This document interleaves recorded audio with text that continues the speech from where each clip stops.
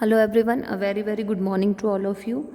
पिछले वीडियो में हमारा जो चैप्टर था, कौन सा वाला चैप्टर था?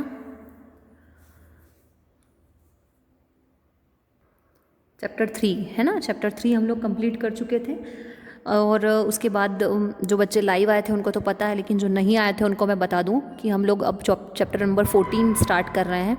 और चैप्टर नंबर 14 जो है पूरा फार्मूला बेस्ड चैप्टर है, तो इसके फार्मूले आपको सबसे पहले लर्न करने पड़ेंगे। समरी के अंदर आपको इसके फॉर्मूले मिल जाएंगे।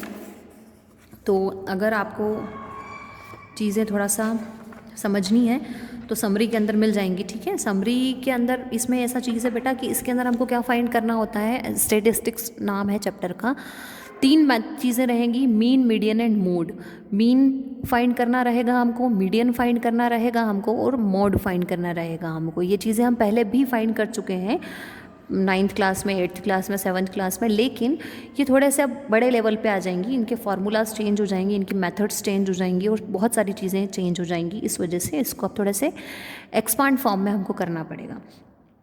तो मीन की बात करते हैं। सबसे पहले मीन फाइंड करने की यहाँ पर 3 मेथड होती हैं। पहली मेथड होती है डायरेक्ट मेथड, जिसका फॉर्मूला आपको यहाँ पर दिया गया है, x bar equals to summation f i x i upon में समीशन एफ आई। दूसरी मेथड होती है आपकी assumed mean method. Assumed mean method x bar equals to a plus summation f i d i upon में summation f i, ठीक है। ये फॉर्मूले हम अपनी कन्वीनियंस के हिसाब से अपने क्वेश्चन के अकॉर्डिंग थोड़ा बहुत चेंज भी कर सकते हैं। वो आपको आपके क्वेश्चन जब आप करेंगे तो उसमें पता चल जाएगा। फिर नेक्स्ट आती है आपकी स्टेप डेविएशन। स्टेप डेविएशन होती है x bar equals to a plus summation f i u i upon में summation f i into h. ये चीज़ स्टेप डेविएशन वाली। स्टेप डेविएशन आपके सिलेबस में से डिलीट हो चुकी है, तो स्टेप डेविएशन जहाँ पर भी आ जाए तो वो चीज़ आपको नहीं करनी है। आपके पास यहाँ पे आप सिर्फ 2 ही मेथड बची हैं। पहली जो डायरेक्ट मेथड है वो जो कि बिल्कुल ईजी है, और दूसरी है जो आपकी मेन इंपॉर्टेंट, जो सबसे ज़्यादा मेन है, वो है अज्यूम्ड मीन मेथड। तो ये दोनों मेथड आपको करना रहेंगी मीन फाइंड करने के लिए। इसलिए मीन फाइंड करने के लिए 2 मेथड का यूज़ करना है और इन्हीं दोनों के फॉर्मूले आपको पक्के करना है। दूसरी चीज़ यहाँ पर आती है मोड फाइंड करने के लिए। तो मोड फाइंड करने के लिए सिर्फ एक ही मेथड है, एक ही फॉर्मूला है, तो इस फॉर्मूले को आपको पक्का लर्न करना पड़ेगा। और मेरे हिसाब से तो इन फॉर्मूलों को रट लो बिल्कुल, क्योंकि ये फॉर्मूले के बिना आप क्वेश्चन को सॉल्व नहीं कर पाओगे और 4 या 5 मार्क्स में आपके एग्ज़ाम में इस चैप्टर में से क्वेश्चन आता है। तो आप समझ सकते हो कि कितने ज़्यादा इंपॉर्टेंट हैं आपके लिए। तीसरी चीज़ यहाँ पर आती है मीडियन। मीडियन फाइंड करने के लिए भी एक ही फॉर्मूला होता है, इसको आप पक्का लर्न कर लीजिए, जो कि आपको मीडियन फाइंड करने के लिए काम आएगा। और भी इसमें कुछ इंपॉर्टेंट पॉइंट्स दे रखे हैं जो कि आपको पढ़ना है। तो सबसे पहला काम आप ये करेंगे कि फॉर्मूलों को पक्का लर्न करेंगे और इसकी जो 2-3 पॉइंट्स आपको समरी में दे रखे हैं इसको अच्छे से करेंगे, ठीक है। बाकी चीज़ें तो जैसे जैसे हम क्वेश्चन सॉल्व करते जाएंगे हमको समझ में आती जाएगी। और एक और चीज़ मैं आपको क्लियर बता दूँ, किसी भी क्वेश्चन को समझना है या उसका कॉन्सेप्ट समझना है तो आप लाइव क्लास अटेंड करो। नहीं कर रहे हो तो वीडियो में तो सारे क्वेश्चन करवाना पॉसिबल नहीं है। ये वैसे भी फॉर्मूला बेस्ड चैप्टर है, तो मैं आपको सिर्फ 1 क्वेश्चन या 2 क्वेश्चन करवाऊंगी एक्सरसाइज में से, बाकी के क्वेश्चन आपको करना रहेंगे। अगर आप खुद प्रैक्टिस करेंगे तो आप ज़्यादा से ज़्यादा क्वेश्चन कर पाएंगे और अपनी प्रॉब्लम आपको पता चलेगी कि हमको प्रॉब्लम किस क्वेश्चन में कहाँ आ रही है सॉल्व करने में, ठीक है। तो सारे क्वेश्चन मैं नहीं करूँगी, आपको उससे रिलेटेड जितने भी क्वेश्चन रहेंगे वो आपको करना रहेंगे। दूसरी चीज़ एग्जाम्पल्स आपको करना रहेंगे, बिल्कुल करना है। तीसरी चीज़ जो आती है एक्सरसाइज। एक्सरसाइज में मैं आज आपको क्वेश्चन नंबर 1 और क्वेश्चन नंबर 2 करवा रही हूँ। बाकी के क्वेश्चंस आपका काम है। इसमें अगर कोई स्टेप डेविएशन का क्वेश्चन आ जाता है तो वो आपको छोड़ देना है, ठीक है। स्टेप डेविएशन मेथड आपको करनी ही नहीं है। तो पहला क्वेश्चन है हमारा, a survey was conducted by a group of students as a part of their environment awareness programme in which they collected the following data regarding the number of plants in 20 houses in a locality. Find the mean number of plants per house. यहाँ पे आपको table दे रखी है, table के अंदर आपको number of plants दे रखे हैं एंड नंबर ऑफ़ हाउसेज दे रखे हैं, और नीचे बोल रखा है which method did you use for finding the mean and y. मतलब इसके लिए हम कौन सी मेथड यूज़ कर रहे हैं, क्योंकि मीन को फाइंड करना है और मीन फाइंड करने की 2 मेथड है, डायरेक्ट मेथड और अज्यूम्ड मीन मेथड। तो कौन सी मेथड हम यूज़ करेंगे, तो मैं आपको एक डायरेक्ट ट्रिक बताती हूँ कि आपको कैसे पता चलेगा। जब भी स्मॉल डेटा आपको दिया जाए, मतलब जैसे 1, 2, 5, 6, ये बहुत स्मॉल डेटा है, और अगर इसको आप देखोगे तो ये बड़ा है डेटा, है ना, न्यूमरिकल नंबर्स में। तो पहले वाले को हम ऐसे जब स्मॉल डेटा दिया जाए, छोटा डेटा है अगर आपके पास पे, जिनकी कैलकुलेशन करना आपको लगता है कि जल्दी जल्दी हो जाएगी, इजी है, तो वही आपको डायरेक्ट मेथड से करना है। और अगर कोई बड़ा डेटा आपको दिया जाता है तो फिर आपको उसको अज्यूम्ड मीन से करना है। और अगर पर्टिकुलरली नेम से कहा जाए तो फिर आपको जो कहा गया है वही करना है, ठीक है। तो फर्स्ट क्वेश्चन के बारे में मैं आपको थोड़ा सा बता देती हूँ कि फर्स्ट क्वेश्चन आपका किस तरीके से रहेगा।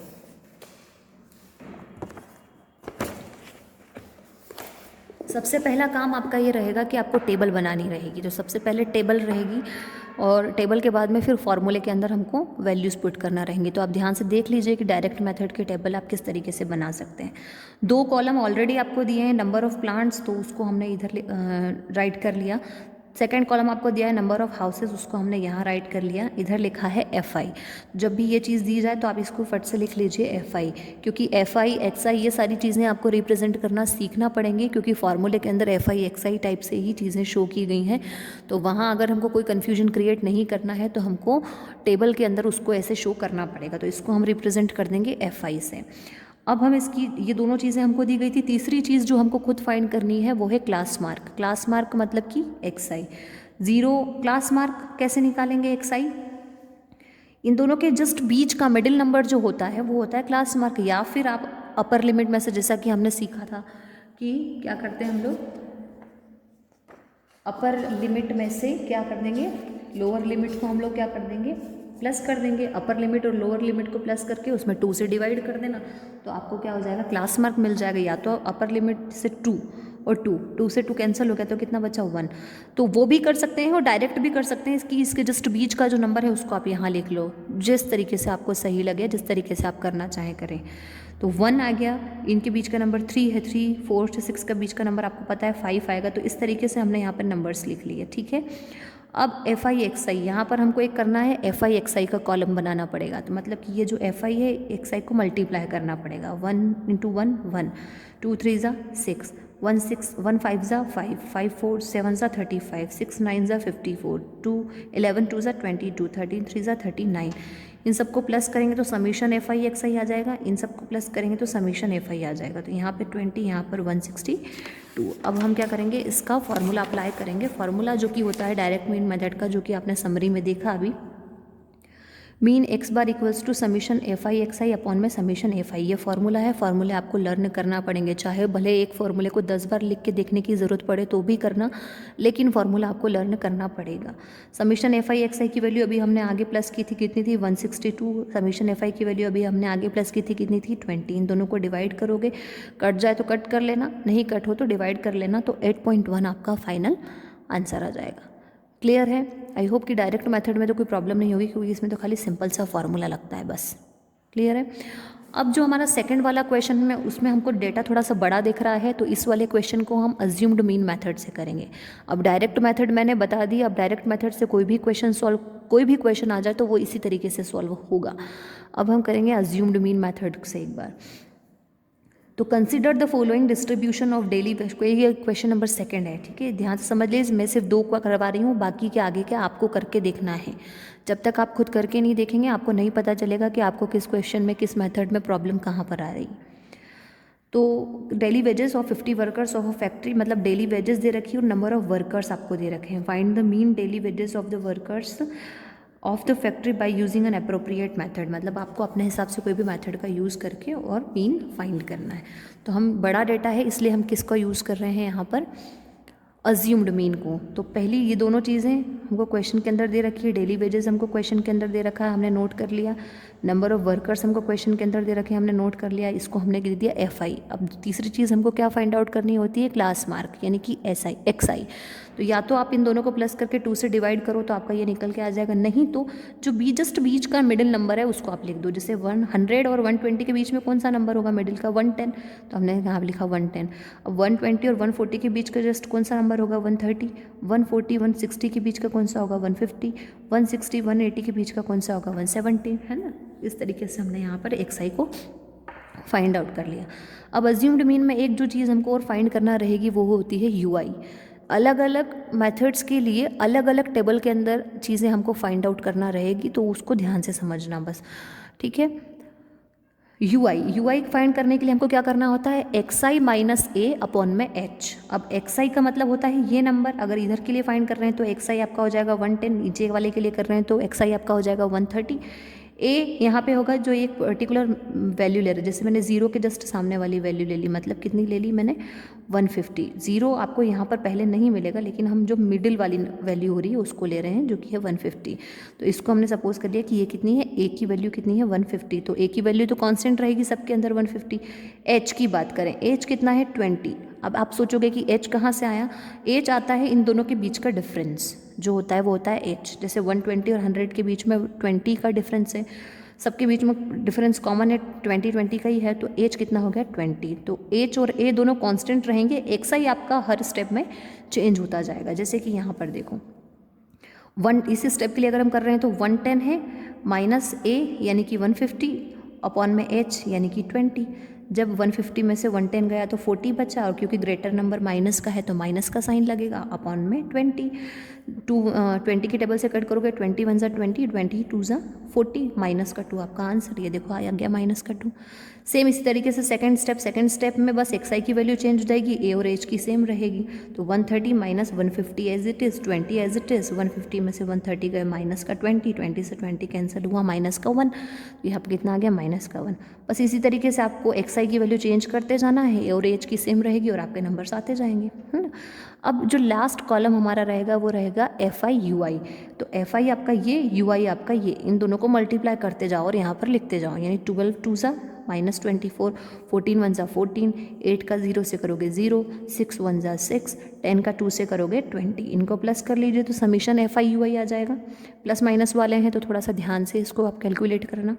इनको प्लस करोगे तो समीशन एफ आई आपको मिल जाएगा। तो अब अज्यूम्ड मीन के लिए सबसे पहले हमको यू निकालना ज़रूरी है, यू बार, क्योंकि इस फॉर्मूले के अंदर यू बार आता है ना। अज्यूम्ड मीन वाले फॉर्मूले में मीन के अंदर यू बार आता है। तो यू बार फाइंड करने के लिए हमको पहले यहाँ पर फॉर्मूला लगाना पड़ेगा summation f i u i upon में समीशन एफ आई। आप डायरेक्ट यहाँ भी लगा सकते हैं कि ए प्लस एच, और यहाँ पर भी इस फॉर्मूले को लिख सकते हैं यू बार की प्लेस पे summation f i u i upon में समीशन एफ आई। डायरेक्ट भी कर सकते, इसकी यहाँ डायरेक्ट यहाँ पर रख कर भी कैलकुलेट कर सकते हैं, और पहले या तो इसको कैलकुलेट कर लीजिए, यू बार की वैल्यू निकाल लीजिए और फिर इस फॉर्मूले के अंदर पुट कर दीजिए।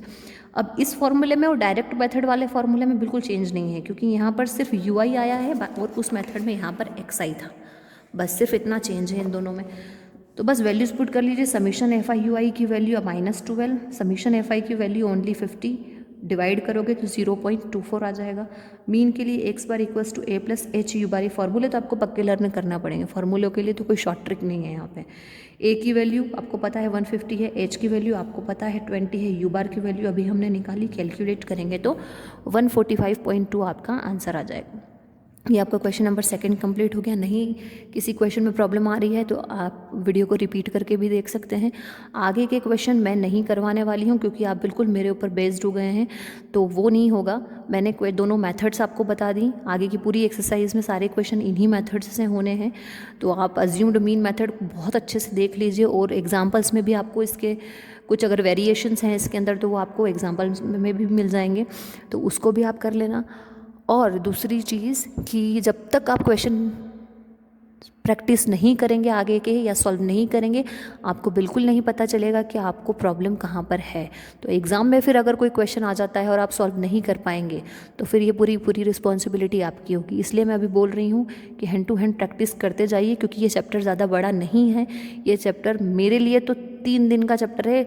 अब आप इसको कितने दिन में करते हैं ये आपके ऊपर डिपेंड करता है, क्योंकि ये पूरा आपके ऊपर बेस्ड चैप्टर है। इसके अंदर सारी चीज़ें प्रैक्टिस सॉल्व सब आपको करना रहेगा। हाँ, अगर कोई प्रॉब्लम आती है तो आप मुझसे लाइव क्लास में आके पूछो, वहाँ मैं अवेलेबल हूँ, हर प्रॉब्लम को मैं सॉल्व कर दूँगी। ठीक है ना। अब इस चीज़ को आप देख लेना आगे, फिर कल अगर आपकी कोई प्रॉब्लम नहीं आती है तो फिर मैं नेक्स्ट एक्सरसाइज यानी कि मोड या मीडियन फाइंड करना बता दूंगी। तो पहले आप आज किसी भी कंडीशन में ये मीन से रिलेटेड जितने भी सम्स हैं इनको कंप्लीट कर लीजिए। ठीक है, ओके, थैंक यू।